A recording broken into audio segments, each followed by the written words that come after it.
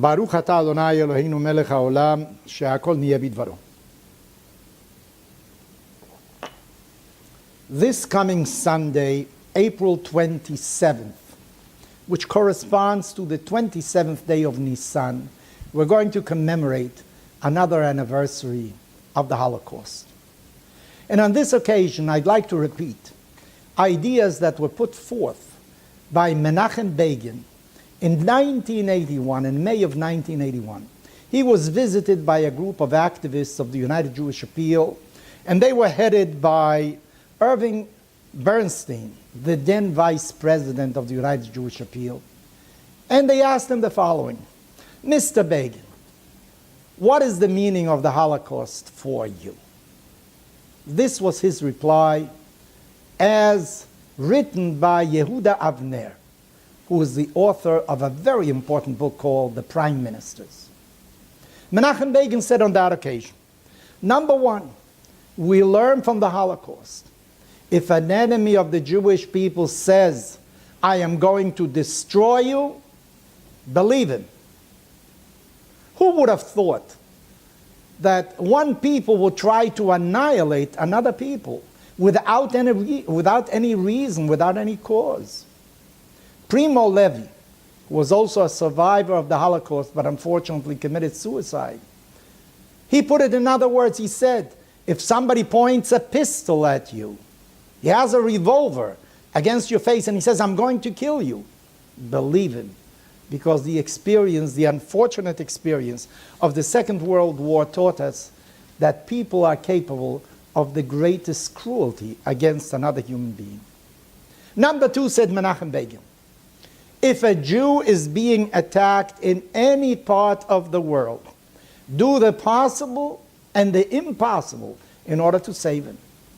We all recall the story of Entebbe that happened afterwards, when Jews were separated from others, and Israel sent a mission in order to rescue those people because they were being selected as Jews, differentiated from other Jewish people.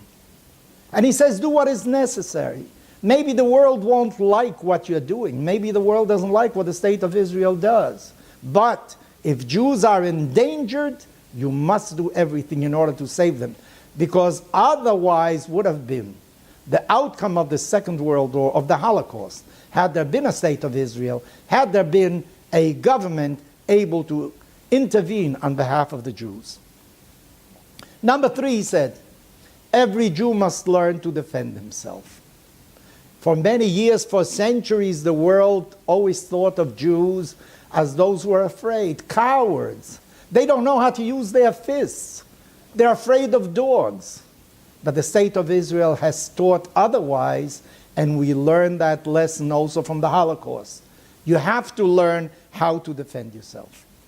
Number four, he says, if the honor and dignity of the Jewish people are being threatened, they must be protected at all times, because this is how our enemies start. They first try to take away our dignity, our pride in our identity, in order to pulverize us, pulverize our self-esteem, and eventually they try to pulverize our very existence. Number five, he said, we must remain united in front of danger, in front of enemy. Even though life is sacred, sometimes we have to risk our lives when we are being threatened. If somebody's trying to destroy us, we must risk our lives. Remember that we must remain united in front of any enemy, in front of any danger.